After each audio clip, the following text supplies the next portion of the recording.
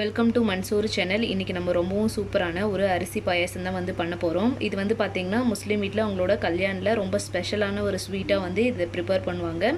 இந்த ரெசிபியை நம்ம எப்படி பண்ணுறதுன்னு பார்க்கலாம் வாங்க. ஒரு பவுலில் நான் வந்து இன்றைக்கி ஒரு 1/4 கப் அளவுக்கு பாஸ்மதி அரிசி வந்து எடுத்திருக்கேன்.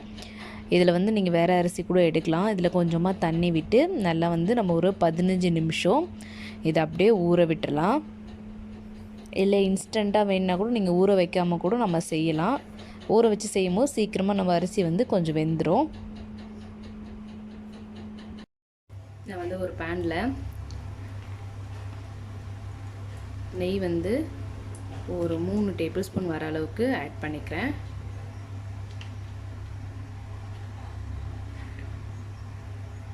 நெய் வந்து நல்லா உருகி வருது. இப்போ இந்த ஸ்டேஜில் நான் வந்து கொஞ்சமாக பாதாம், அதுக்கப்புறம் முந்திரி ரெண்டுமே வந்து கொஞ்சம் சின்ன சின்ன பீசஸாக கட் பண்ணி எடுத்திருக்கேன். அதை வந்து இதில் நம்ம வறுத்துக்கலாம்.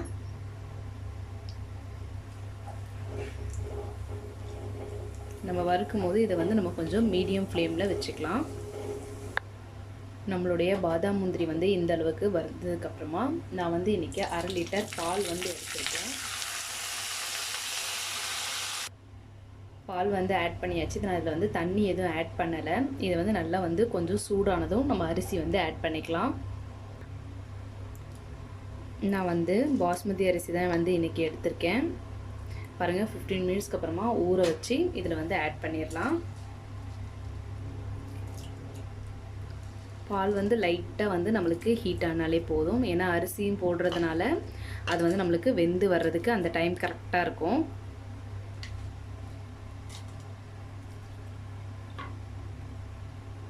சக்கரை அது எதுவும் இப்போ ஆட் பண்ண வேண்டாம்.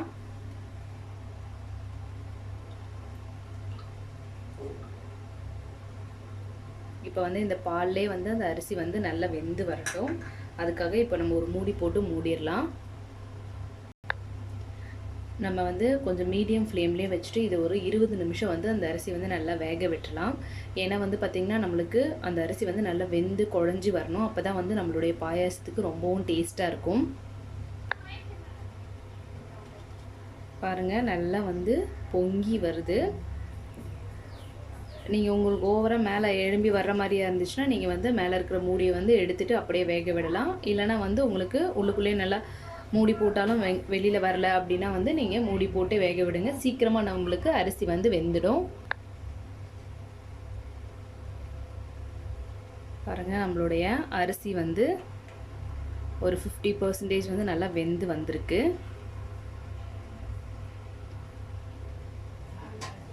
இப்போது இந்த ஸ்டேஜில் ஒரு 1.5 டேபிள் ஸ்பூன் அளவுக்கு சர்க்கரை வந்து ஆட் பண்ணிக்கிறேன். நம்ம வந்து மில்க் மேட் வந்து இன்றைக்கி ஆட் பண்ணுறதுனால சர்க்கரை வந்து கம்மியாக ஆட் பண்ணால் போதும்.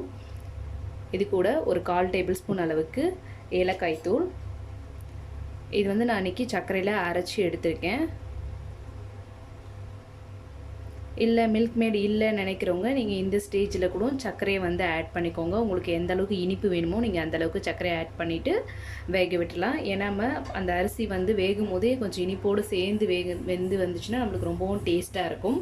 அதனால தான் வந்து நம்ம ஒரு 1.5 ஸ்பூன் வந்து சர்க்கரை வந்து ஆட் பண்ணியிருந்தோம். வாங்க, நம்மளுடைய அரிசி வந்து நல்லா நமக்கு வெந்து வந்திருக்கு.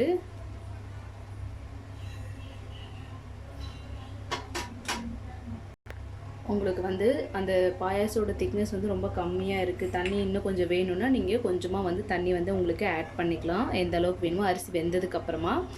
இப்போ வந்து நம்மளுடைய மில்க் மேட் வந்து ஆட் பண்ணிக்கிறேன். ரெடிமேடாக வந்து வாங்கினது தான்.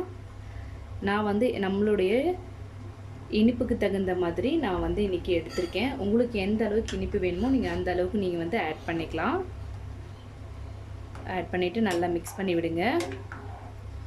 இல்லை மில்க் மேட் கிடைக்கல அப்படின்னா நீங்கள் பால்கோவா கடைகளில் கிடைக்குதுங்களா, அதை வாங்கி கூட இந்த மாதிரி ஃபைனல் ஸ்டேஜில் ஆட் பண்ணும்போது உங்களுடைய பாயாசம் வந்து ரொம்பவும் டேஸ்ட்டாக இருக்கும். அந்த பால்கோவா ஆட் பண்ணும்போது பார்த்திங்கன்னா சுகர்லெஸ்ஸாக கிடைக்கும் பாருங்கள் நிறைய இடத்துல. அது மாதிரி கூட நீங்கள் ஆட் பண்ணிக்கலாம்.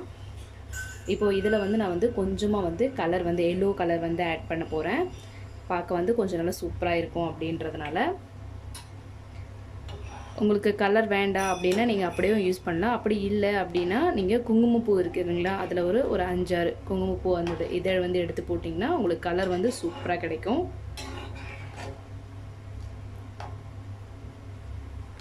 பாருங்கள், நம்மளுடைய அரிசியும் வந்து நல்லா வெந்து வந்திருக்கு. உங்களுக்கு அரிசி வந்து இவ்வளோ வேண்டாம் கம்மி பண்ணேன்னா நீங்கள் போடும்போது வந்து கம்மியாக வந்து ஆட் பண்ணிக்கலாம். இது வந்து நல்லா கொஞ்சம் கொதி வரட்டும்.